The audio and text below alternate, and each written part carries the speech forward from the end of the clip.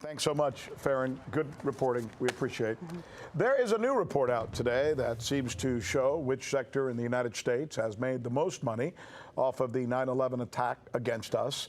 Of course, the war and weapons manufacturing industry is among the highest, but you know who else is way, way up there? Big Tech. Big Tech. It's made a bank off of the so-called war on terror. Correspondent John Huddy has this story.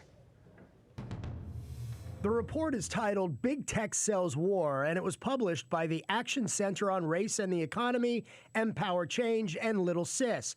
All three are advocacy and activist groups. Their report outlines how the big tech companies, including Microsoft, Amazon, Google, Facebook, and Twitter, have been awarded massive federal contracts and subcontracts with U.S. military, intelligence, and law enforcement agencies over the past 20 years. Since 2004, according to the report, the Department of Defense alone awarded big tech firms more than $44 billion in contracts, with the bulk of the money coming from the Pentagon and Department of Homeland Security. For example, in 2020, Microsoft secured a $230 million contract with the Department of Homeland Security for its cloud computing programs and various licenses. Amazon has also made out big with a 400% increase in its federal contracts for, among other things, information technology systems from 2007 to 2019.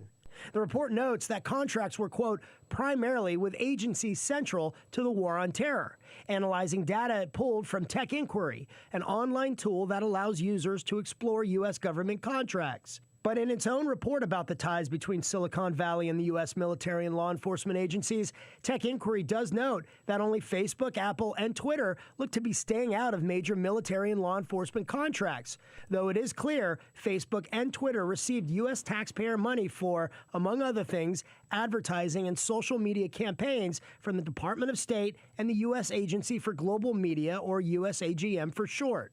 Not exactly weapons of mass destruction.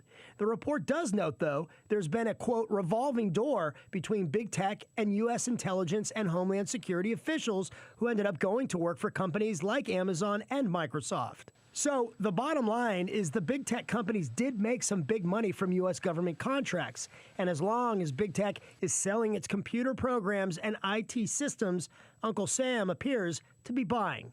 For the News with Rick Sanchez, John Huddy. Host of Redacted Tonight, Lee Camp, is good enough to join us now to talk a little bit about this. It's fascinating to look back those 20 years. You're old enough to remember, to have seen it, to have been a part of it. Me too. And now we see that we didn't get better as a result of our reaction to this attack, right?